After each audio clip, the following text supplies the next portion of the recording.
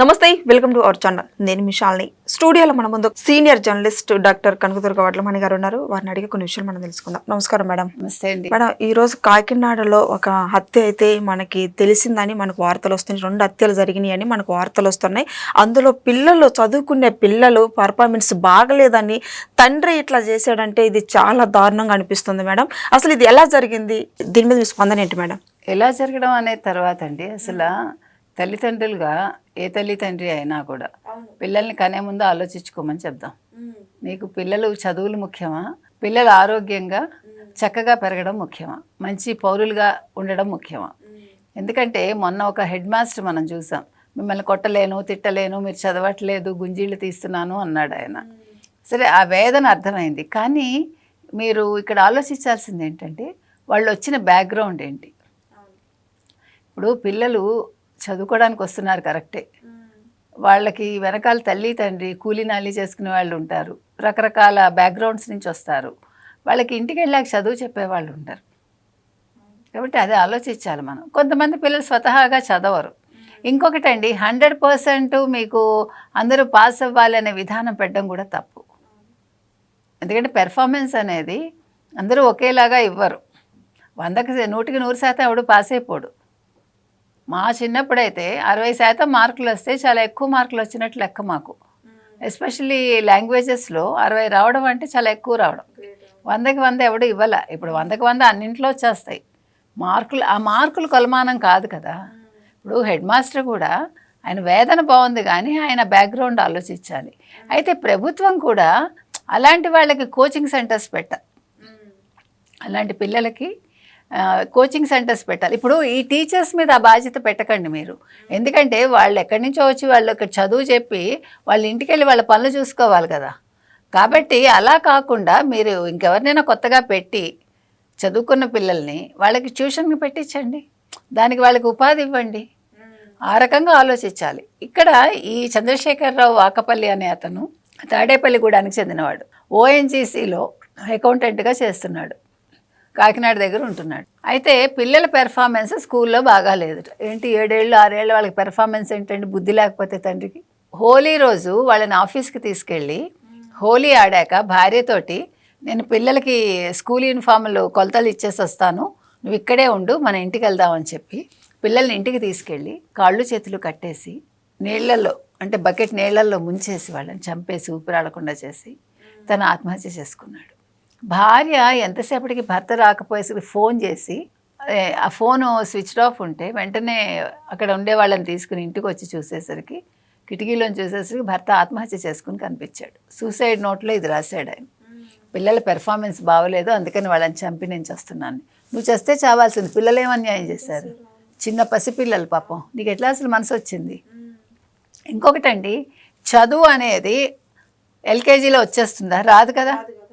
కొంతమందికి 10th వచ్చాక మార్పు వస్తుంది, కొంతమందికి 9thలో వస్తుంది, కొంతమందికి ఇంటర్లో వస్తుంది, కొంతమందికి డిగ్రీలో వస్తుంది, కొంతమందికి డిగ్రీ అయ్యాక పీజీకి వచ్చేసరికి తెలివితేటలు వస్తాయి.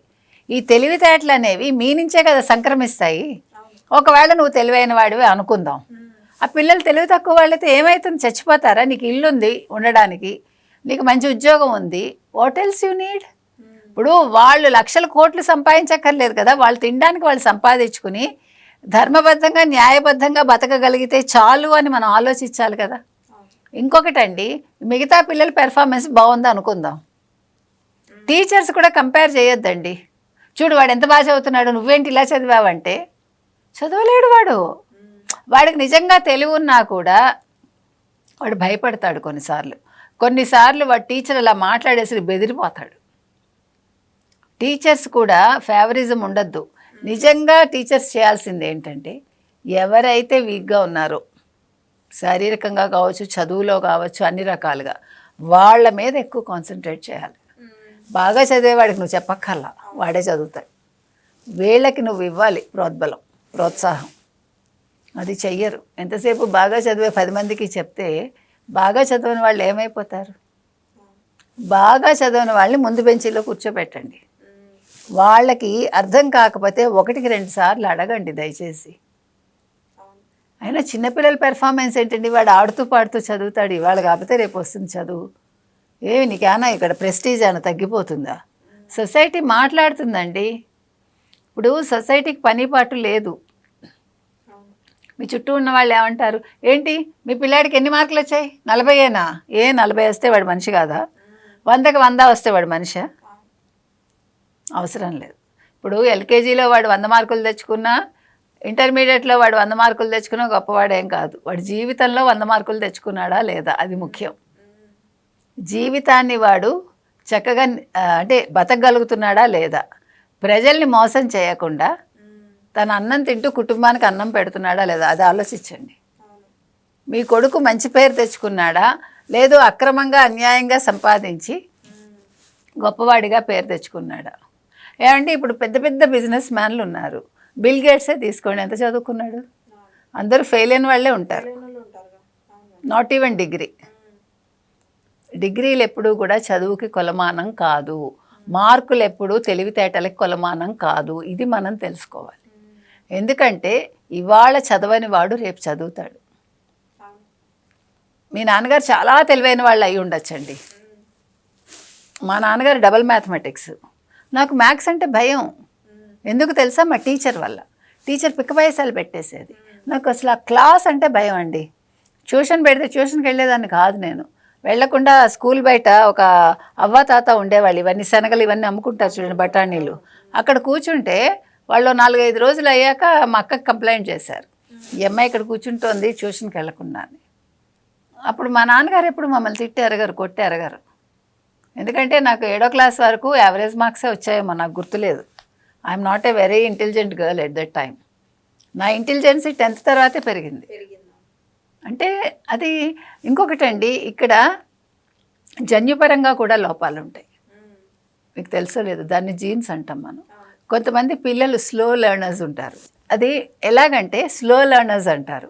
స్లో లెర్నర్స్ అంటే అదేం తప్పు వార్త కాదు, వాళ్ళు తెలివిలేని వాళ్ళు కాదు. ఇప్పుడు వాళ్ళకి ఏమవుతుందంటే, ఇప్పుడు మీరు 4 ఏళ్ల పిల్లాడు ఉన్నాడు అనుకుందాం, లేకపోతే ఇప్పుడు 7 ఏళ్ల పిల్లాడినే తీసుకుందాం అనుకుందాం. 7 ఏళ్ల పిల్లాడు వాడు మెంటల్గా వాడి కెపాసిటీ 3 years 4 years ఉండొచ్చు. మీకు అర్థమైందా? అంటే మెదడు ఎదుగుదల అనేది స్లోగా ఉంటుంది. దానివల్ల వాడు ఇప్పుడు 5th క్లాస్కి వచ్చాడు అనుకోండి, he's able to study 2nd class books అనమాట. అది మనం అర్థం చేసుకోవాలి. As a parent what we have to do, వీళ్ళ కెపాసిటీ ఎంత ఉంది. మీకు ఐక్యూ టెస్ట్లు ఉంటాయి, అవి కూడా చేయించుకోవచ్చు మనం. అంటే ఐక్యూ టెస్ట్ 100% ఎక్యురేట్ అని నేను అన్నాను. అంటే మీకు డౌట్ ఉంటే దానికి కొన్ని సంస్థలు ఉన్నాయి, మనం అక్కడికి వెళ్ళి వాళ్ళకి ఐక్యూ టెస్ట్ చేయించుకోవచ్చు. చేయించుకుంటే మీ పిల్లల పెర్ఫార్మెన్స్ ఎంత ఉంది, అంటే వాళ్ళు ఏ స్టేజ్లో ఉన్నారు, ఇప్పుడు ఏ వయసు పిల్లలుగా వాళ్ళు ఎదుగుతున్నారు. ఇప్పుడు 10 ఏళ్ల పిల్లాడో దే మేబీ 6 ఏళ్ల దగ్గరే వాళ్ళు ఉండుంటారు ఆ టైంకి. సో వాళ్ళ గ్రోత్ వచ్చేసరికి, వాళ్ళు 20 ఏళ్ళు వచ్చేసరికి వాళ్ళ కెపాసిటీ 14 ఏళ్ల పిల్లలదే ఉంటుంది. మనకి ఓపిక ఉండాలి. ఇది ఈ జీన్స్ అనేవి మన ద్వారానే వస్తాయిగా, అవే ఎక్కడో పుట్టి రావు కదా, వాళ్ళేం కొత్తగా పుట్టరు కదా. సో ఇటు 7 తరాల్లో అటు 7 తరాల్లో ఎవడో అలా ఉండుంటాడు, అది పిల్లలకు వచ్చాయి. మీరు కనకండి, లేకపోతే పిల్లల్ని కనకండి. మీకు వాడేదో ఎక్సెల్ అయిపోవాలి, వాడేదో 100కి 100 తెచ్చేసుకోవాలి, నారాయణ చైతన్యాన్ని ఉద్ధరించాలనుకుంటే డోంట్ గో ఫర్ చిల్డ్రన్. లేదు మీకు ఇంకా అంతకంటే కూడా పెళ్ళే చేసుకోకండి, దరిద్రం వదులుతుంది. చేసుకున్నాక it is your responsibility to bring them up in a proper way. వాళ్ళని మంచిగా పెంచే బాధ్యత పేరెంట్స్గా మనది. కొట్టి తిడితే చదువు రాదండి, మీరు బుజ్జగించి చెప్తే తలకెక్కుతుంది. వాడికి తెలివి లేదనుకోండి, మీరు ఏం చేయాలి? యాజ్ ఎ పేరెంట్ మనం చేయాల్సింది ఏంటంటే, నువ్వు భలే రాస్తున్నావే, నువ్వు భలే చదువుతున్నావే, నువ్వు భలే ఇంటెలిజెంట్వి, యూ కెన్ డూ ఇట్, ఇవాళకైతే రేపు చేస్తావు నాన్న, టెన్షన్ పడకు, నువ్వు వాళ్ళతో కంపేర్ చేసుకోకు అని మనం చెప్పగలగాలి.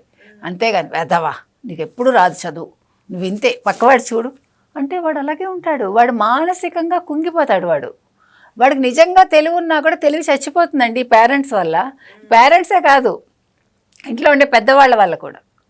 ఇప్పుడు జాయింట్ ఫ్యామిలీస్ ఉన్నాయనుకుందాం.